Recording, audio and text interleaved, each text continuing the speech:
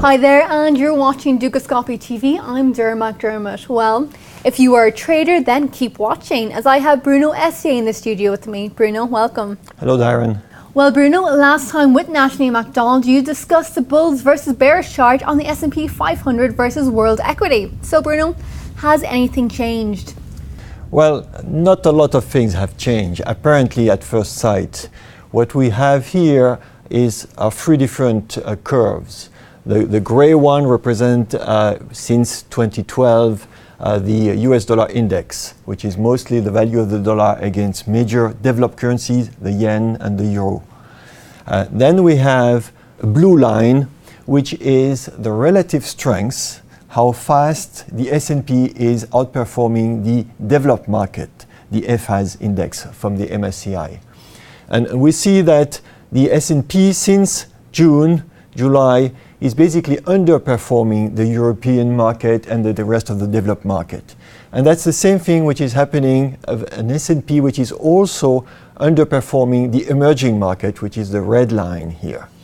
So as we notice that basically as the dollar is weakening, the other outside of the US are basically strengthening. And when we have here this developed market here, we want to see if really this outperformance of emerging market against the US dollar is going to continue, or if it is just a pause in the reverse trend which has been present at the beginning of 2013, because we noticed that emerging markets have been collapsing down together with currency emerging currencies, sorry. So basically what we want to see is what is happening on the perception of risk. And we have here a pretty good idea on the second chart. The second chart is basically one fund taken as an example, which is a Templeton fund, which is an equity fund representing equity out of frontier markets. Frontier markets are the emerging of the emerging markets. Basically, these are the more risky assets. So we have here this ratio of frontier market divided by emerging market, and we notice that since July especially of 2012, but beginning already in 2012 and in 2013, there is an acceleration of frontier market versus emerging market. That means that investors are seeking more risk. And that has happened even though we have noticed here on the top part the emerging market currencies, and these emerging market currencies have been taking kind of a tumble down, especially during the period from March to June. It is rebounding a little bit, and the ratio of the risky market, the frontier market versus the emerging market, is still on the way up, even though it is making a little pause. And Bruno, does this mean investors are seeking risk? Well, indeed they are seeking risk, right? If you have to realize that illiquid markets are usually frontier market, because you cannot go in and out of this market. They do not have large capitalization. There is not so much liquidity. And this is therefore a clear indication that they are seeking risks. And I think we should be worried. And to know why we should be worried, we're going to go to the VIX chart right away. Let me back up why we should be worried. VIX is a measure of fear. Mm-hmm. It is a price of the insurance that you are going to pay when you buy puts. That means when you expect on the equity market the S&P to decline. You do bid up the price of fear because as a portfolio manager, usually you are long. That means you are buying a protection. You are buying an insurance. Mm-hmm. We noticed when we look at this chart from 2000 to 2013 that, of course, in 2008 we had the big financial crisis, and the price of fear, which usually is around 10 to 15%, move up to 90%. That was an extreme event. Other times, usually the price of fear was stopping around 45 to 50%, or even 35 in lesser degree events.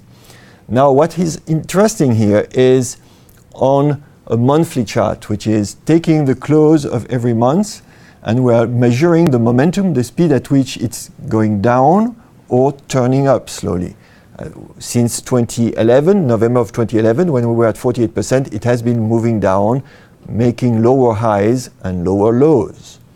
However, during the second half of 2013, the momentum is turning up, and that could announce a move up toward the upper part of the range, and this upper part of the range is probably above 20%.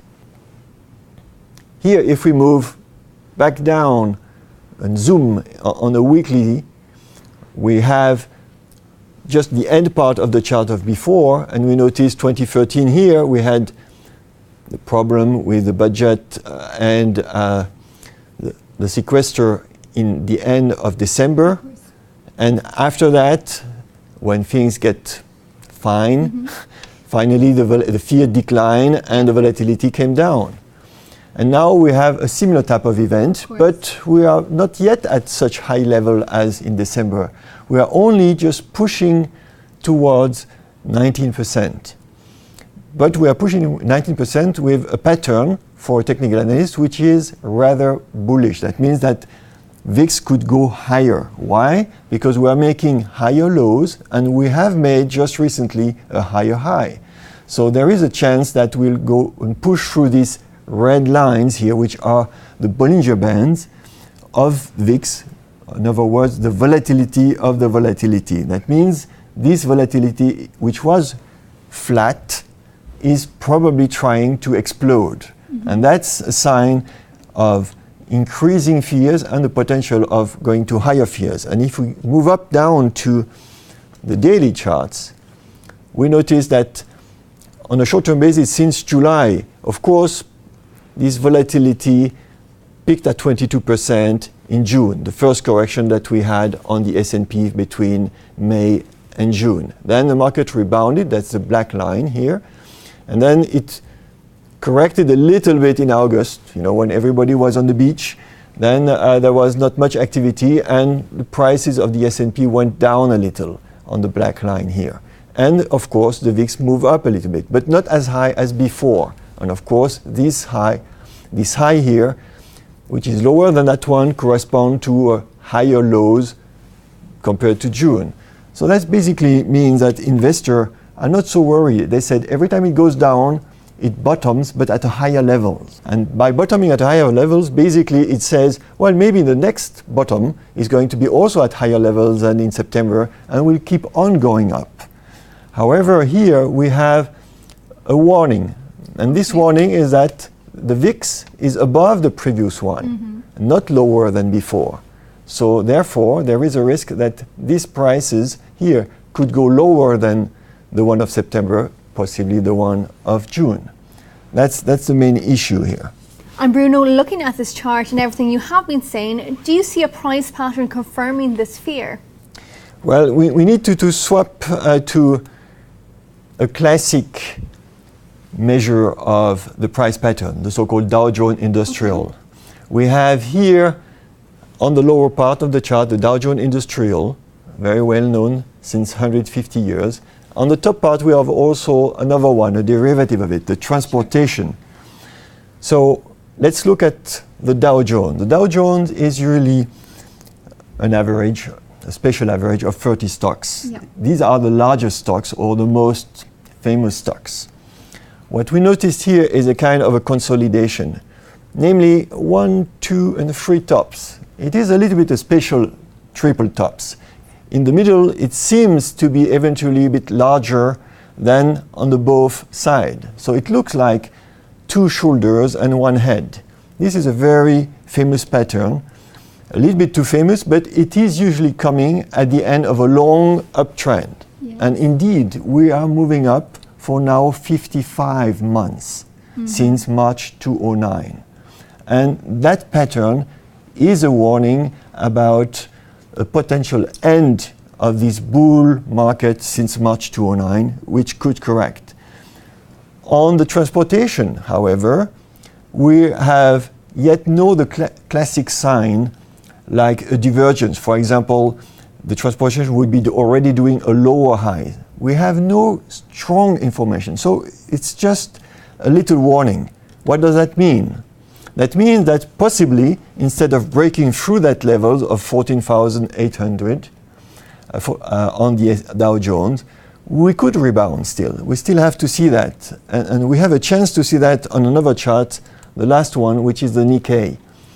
Nikkei has been moving up, we all know, up to May, then has come into a very sideways range and a complicated pattern with a breakout recently in September and a pullback. And this pullback is back to this kind of a cloud. These clouds are moving average, which are displaced in the future, and basically offer support when they are acting like a floor, or when they are acting as, they could be acting also as a ceiling.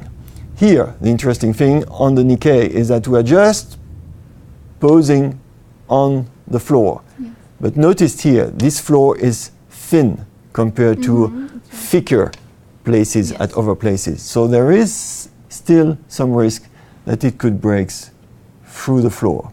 But we have to see how the week is going to happen. It could be a rough week. Bruno, thank you very much. You're welcome. And thank you for watching Dukascopy TV. Make sure you tune back in next Tuesday when we have Bruno back in the studio. See you then.